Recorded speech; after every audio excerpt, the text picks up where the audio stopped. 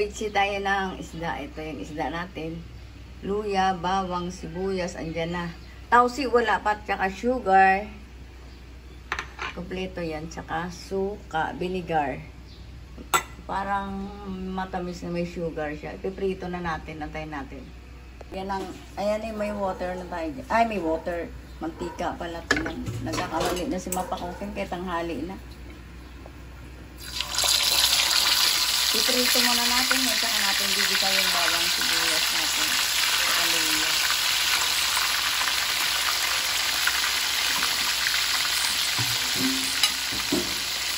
So, antayin natin. Pag naprito na natin lahat yung nagbibita na tayo. Nabalik ka rin na natin. Nagbibita na ako ng ano, ng luya natin na maya.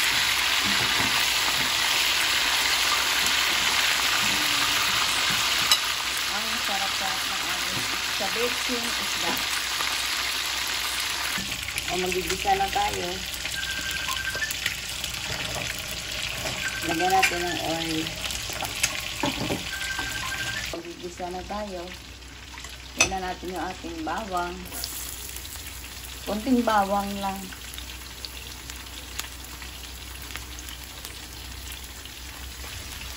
Yung pansando kung nakara ko nang nilagay. Tignan mo. Makalimutin na talaga ako. Dito lang pala sa harapan kita nanda.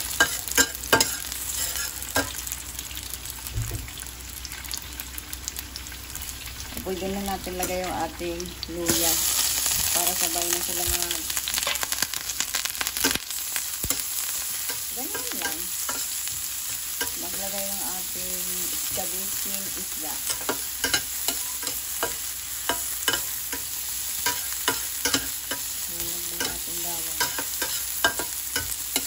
Lulutuin na natin yung sauce natin para lalagay ko na mamaya yung isda dito.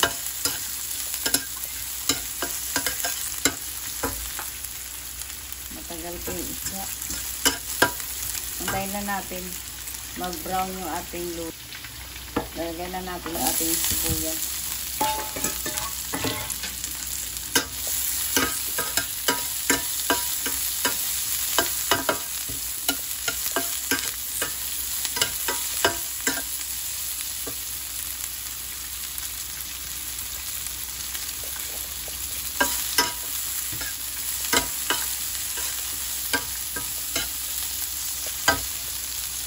Nalagay na natin yung ating black beans. Ayan yung tausi.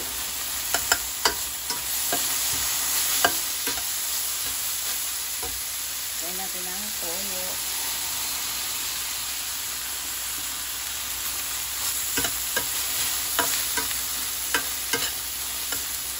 Lagay na natin lagay yung ating water. Isang baso lang ito. Pwede na tayo maglagay ng tak. Kunti lang talaga.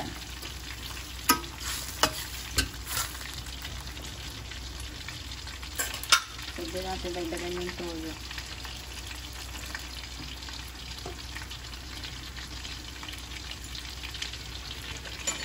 Lagyan natin ng sugar. Ay, yung sugar natin. Yung pula. Ganyan lang. Para may manamis-namis lang. Skabiting. Mamaya lagyan natin pampalapot yan. Tapos lagyan natin ng suka. Ay, yung suka natin. Oh. So, lalagay na natin mamaya yung ating isda dyan. Antayin na natin. Maluto yung suka. Ay, luto na yung ating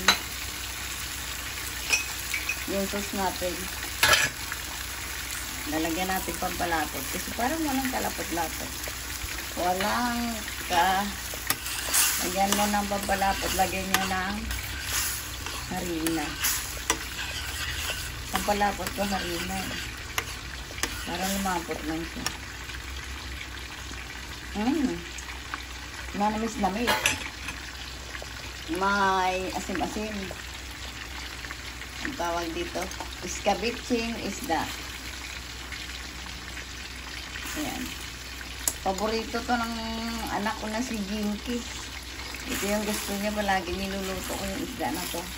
Si papa niya palang may ano nito. Lagyan niya lang ng black beans.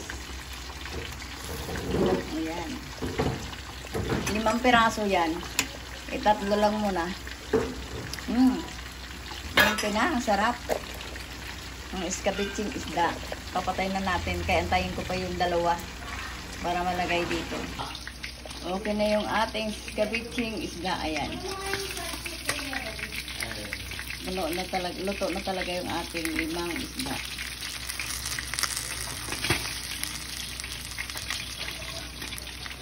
Inintay ko maprito talaga yung ating 5 pirasong isda. Sausaw lang natin.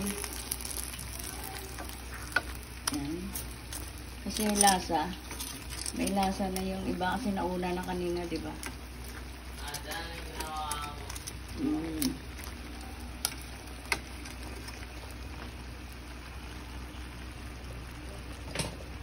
Tikman natin ulit.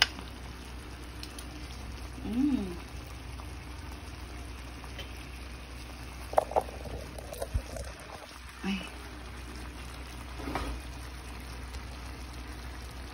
Okay na yung ating escabeching isda. Like and subscribe to Mapa Cooking. Thank you for watching. Thank you very big sa nag-subscribe.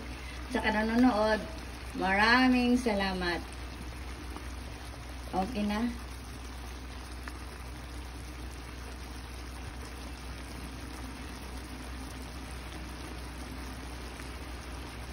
Like and subscribe. Thank you for watching.